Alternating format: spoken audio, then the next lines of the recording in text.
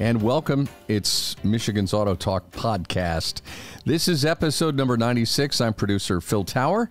In just a moment, we'll say hello to host Al Schwinkendorf and John Puhek. We remind you every episode of Michigan's AutoTalk is all about celebrating the automobile and everything automotive. We're also about helping and supporting you on occasion, the car and truck owners across the great state of Michigan, birthplace of everything automotive. Of course, you can find us wherever you listen to your favorite podcast. You can subscribe on Apple Podcast, iHeartRadio, we're there, Spotify, and even your Amazon Alexa smart speaker. Al and John are here. We are back after a couple of week hiatus, and we've got a kind of a kitchen sink episode, a lot of things to talk about.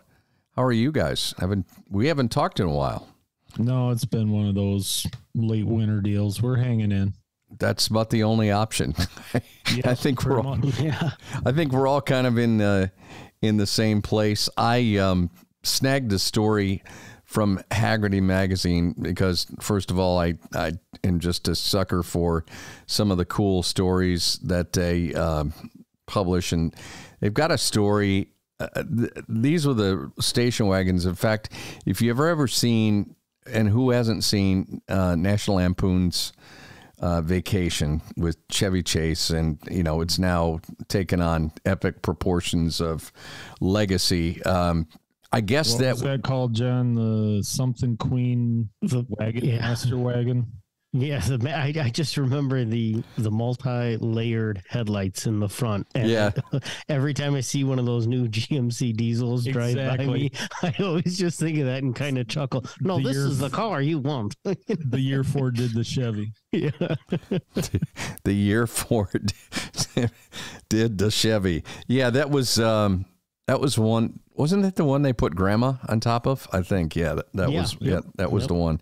It was, I'm looking at the car. It was loosely patterned after a Ford Country Squire, which that thing went forever. We had one of those, but there's no question about it. The Buick Roadmaster Estate Wagon, this thing basically was a Cadillac, like a station wagon, completely loaded.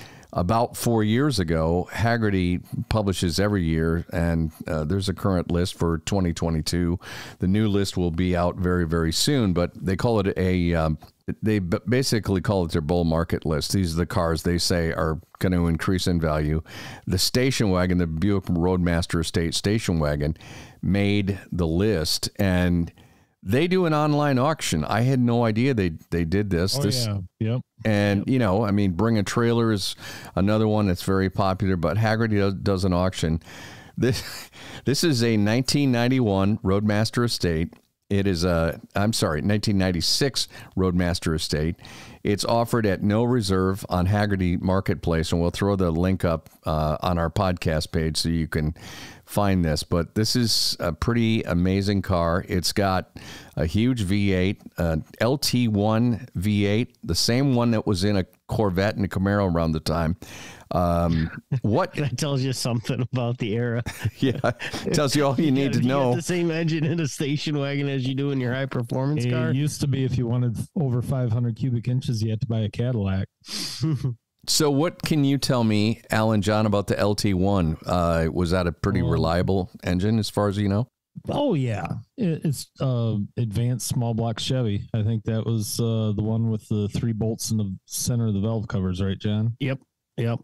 And I don't know, I remember the injectors being issues. They had some boiling issues, but for the most part, the engine itself was it's pretty stout, and I believe that block went for quite some time. It was almost still into 5.7, but almost into the just about up into the 5.3s and the Vortec base. Exactly. That's what they went with. So it's a proven block, and I never thought I'd say it, but at this point in my life with 2 little boys and a wife, if I had one of those, I'd slam it on some bags and kind of soup it up a little bit. And I think that'd be fun to go cruise in that. You got the air conditioning, you got the space, big bench seats, and you still can drop the skinny pedal to the floor and chirp the tires and get out. So, Detroit wore us all out on station wagons because they were like we don't have minivans anymore. It's all SUVs. People got rid of station wagons. Moms didn't want to drive them anymore. So then they got minivans. Those were cool. Now minivans are bad. Now we're SUVs. But station wagons are cool. This is the last of really one of the good ones. I see a lot of them, like on the cruise weekends where people, because like in the sedan, the Roadmaster sedan and the Cadillac DeVille were the same. They put all the Cadillac stuff on a Buick. You can also go down to Martin 131 Dragway and see people drag racing these things. You know, they put turbochargers on them and they go totally insane. I'm sure the thing will bring a lot of money. We have 2 current customers who love these things. One couple they show dogs, and they can, before they got a minivan, you could put cages in the back and haul their dogs around in them. And another guy who drives Jags and BMWs and that, but when he was taking the family out to Makatawa to the yacht club to go sailing for the weekend, they all loaded up in the Roadmaster and off they went. But I love station wagons. I think they're awesome. Someday I'm going to get like a 1990 country Squire. I want the wood grain, the whole 9 yards. Yeah. Al Bolin. Why do I know that name? Tim Taylor. That guy. Yeah, Home Improvement. When they go out and do the thing where they got the kilts on and they're throwing the power line poles.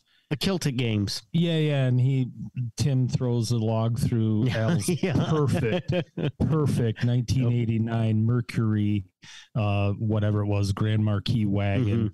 You know, that's a ride. If I had one of those, I would go to the 28th Street cruise. Just put everybody in, roll the windows down, crank the stereo, turn up the AC, and have a good time. Yep. You know, you brought up a great point. The station wagon, it was so ubiquitous, it just basically wore everybody out. And like you said, Detroit wore everybody out. They went away, but didn't Buick, and I don't think they make this, the GS Regal wagon. I've seen a few of those around town. That was 2019, 2020. I don't even know if they still offer it, but they did offer a station wagon. I mean, Volvo's had station wagons. Oh, yeah. We have customers that go to Europe to get BMWs because they still make a wagon. You can still get a Mercedes wagon, if I'm not mistaken. But that Buick thing is, if I'm not mistaken, is basically a Daewoo, because most of Buicks are. Yep. And, you know, it's an import and it's brought over here. And over there, whatever was popular in America 30 years ago is what they're into right now. Yeah. It's just how it works. Interesting. Well, I think so much of the stereotype, when you think station wagon, you think of the Dodge Grand Caravan, the grocery getter. But then you look at like a Volvo S70 station wagon. That thing scoots. That's lean. That's mean. But it's still technically a station wagon. So there's a different perception. And I know stateside, everyone wants the SUV. You sit up higher, what have you. You got the four-wheel drive. But the station wagons, I have no problem. If I could get one, all-wheel drive that was dependable and I knew about it, I wouldn't mind driving a station wagon. I still need my truck for, no, that's utilitarian stuff. But just remember when to get at it and go. A few years back, Dodge came out with, I think they called it a Magnum. It was a station wagon, a huge hit for a while because people didn't want to drive minivans. And when I was a kid and got my license, wagons were readily available. My first one was a 73 Ford Ranch wagon, and the cool thing about that is it had opposed seats in the very, very back. I mean, it was just like Thanksgiving being at the little kids table when you graduated from the way back to the back seat was a big thing. And the Fords were side to side, and we had this group of people that we went camping with, and we go to Cedar Point and camp with, and that. My buddy Scott's parents had an Olds Vista Cruiser. Oh, that was a great car. Very nice. And the trunk that sunk down, and their seat faced backwards, so those kids would literally get sick. And then there was somebody else had a Dodge Coronet or something like that, and the third seat in the back, you had to crawl over the back of the seat to get into it because it faced forward, and you had to take the spare tire out or there's nowhere to put your feet. But, wagons were the thing. And a funny story is the family that owned Forest Hills Foods here in Forest Hills, the dad had a Dodge Monaco wagon or something like that, some ugly beastie Mopar thing with a 383 in it that he used to pick up supplies for his grocery store. And when his son, who was a year or two younger than me, was told that that's his first car, he took the money he saved up to buy his first car and he took it to a body shop, and they're Chrysler, so they have torsion bar suspension. So he put blocks, they had blocks put on the rear end, and they cranked down the torsion bars to raise the thing up. They put some of those white wagon wheel tires on it, and it was a white station wagon, and put some, they weren't huge, but like 30, 31 inch off-road tires on the thing, and painted some graphics on the side. And that was his, I don't know what you want to call it, an urban assault vehicle or whatever, but he had this off-road ugly Dodge with a big block in it, and he just had a riot, to pack up 10 of his closest friends and go to the beach or whatever.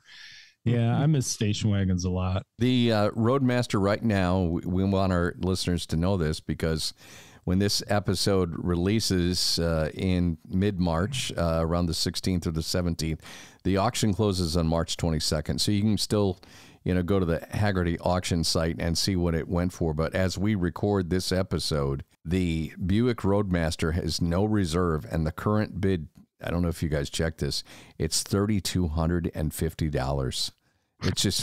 It's crazy. It just blows my mind. That's going to go quadruple. Yeah. Because it looks like it's a nice car. It is. It's got 84,900 some miles. It's got the 5.7 V8. It's fully loaded. They said the only flaw is a small dent in the rear, barely noticeable, and a small tear on the driver's seat. Everything works in it. Look at all the room in the back seat for the kids, plus there's storage on either side. Yeah. Al, you were talking about the Dodge or some wagon where the kids faced the rear. They faced. Okay. They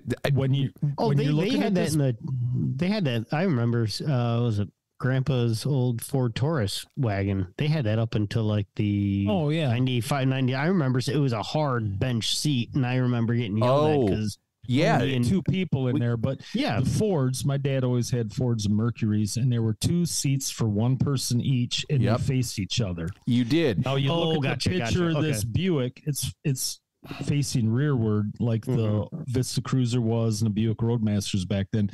But in the Dodge product, if you take this picture where it shows the back of this particular Roadmaster, you slide that seat back towards the tailgate and turn it around the other way. So if you're a kid and you're going to get in there, you have to open the tailgate and either crawl over the back seat to get in it or crawl over that seat. You know what I'm saying? Yeah. When you unfold it, because it faced forward, and it was always everybody's like, why did they do that? The kids didn't get car sick from going backwards or riding sideways, but it was a pain in the butt to get in and out of.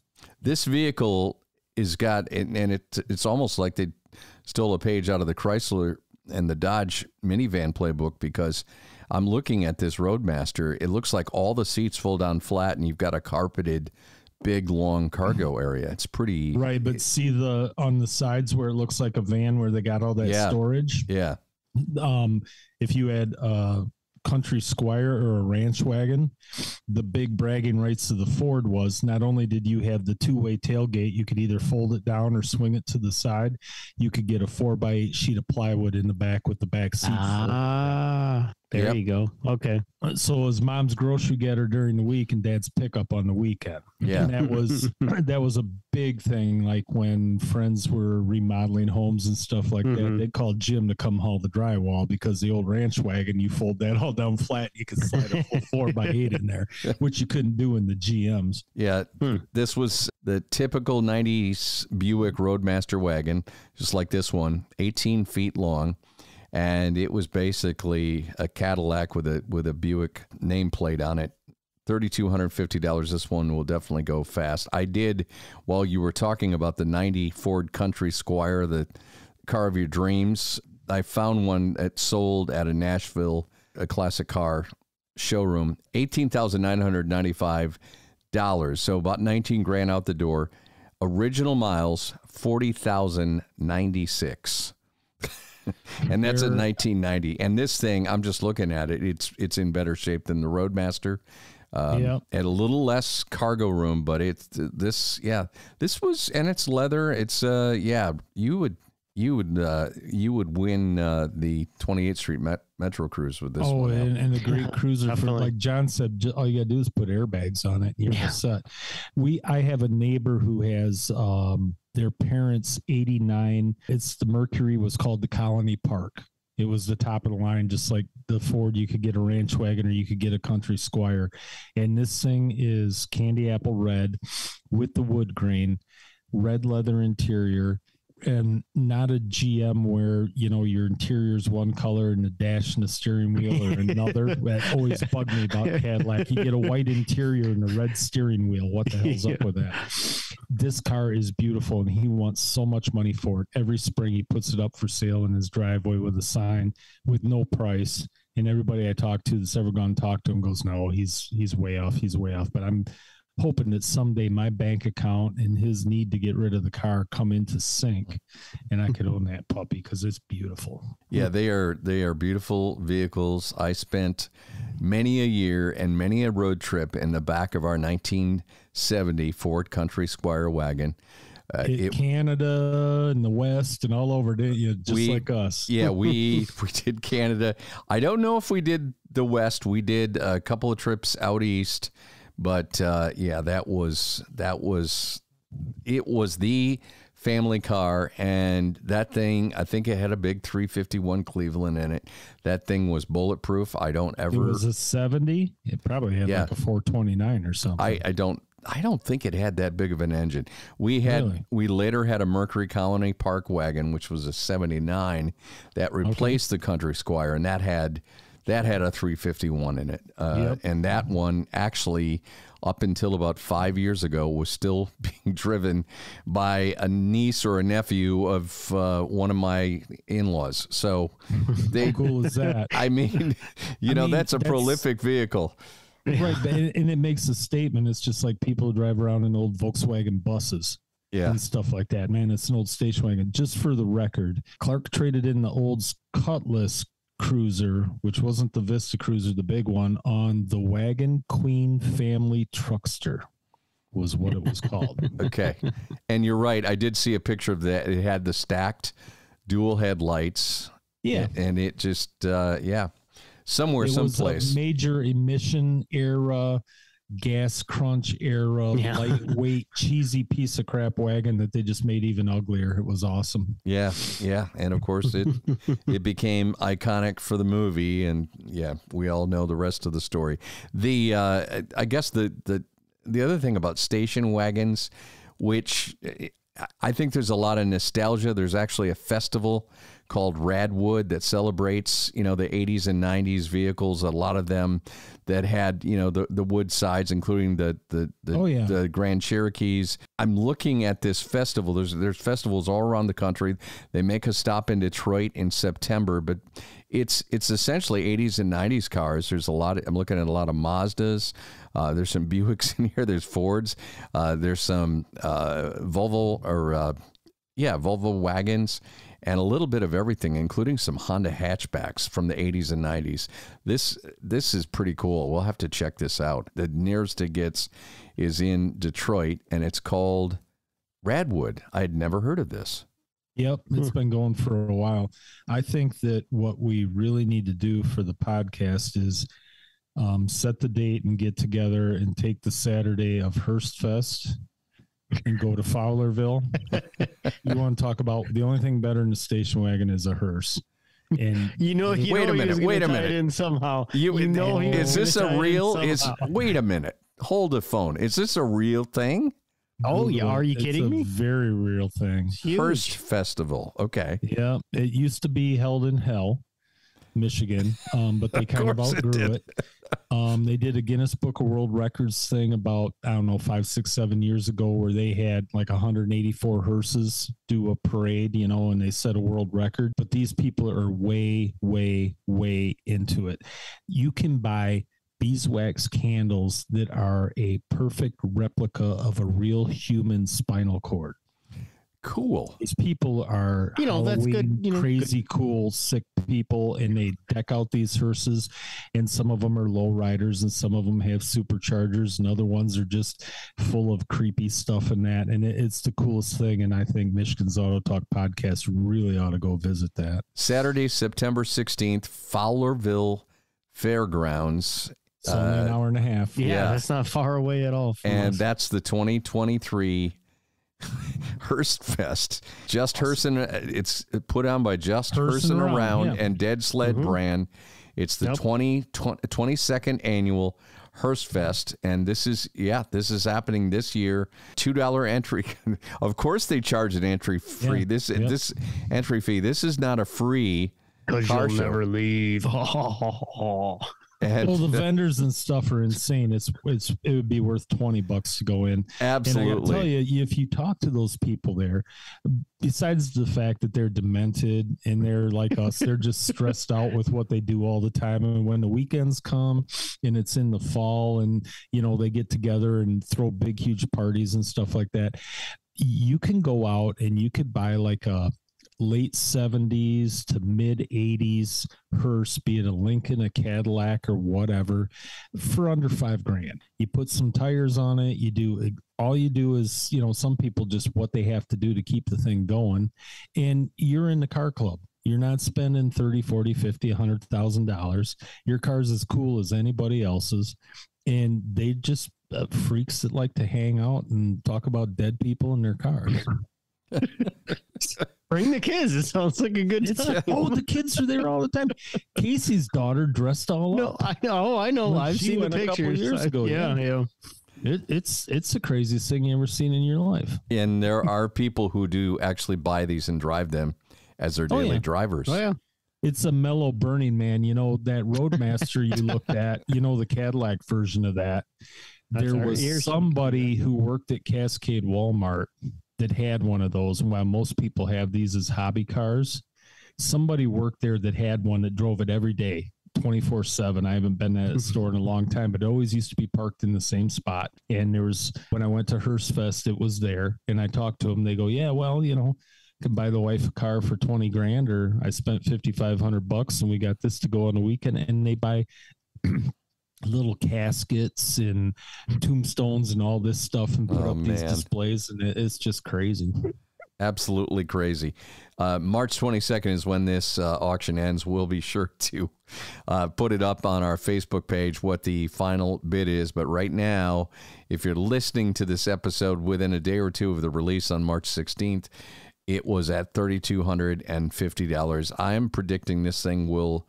I don't think this will go for $19,000. I think this thing will go. It's a little bit of a challenging time for classic car buyers. I'm going to predict this is going to top out at $17,000, but it's a pretty nice car. I mean, this is something that could be a daily driver. It's got a ton of windows, ton of space, and ready to go. And like you said, this would be a great cruiser.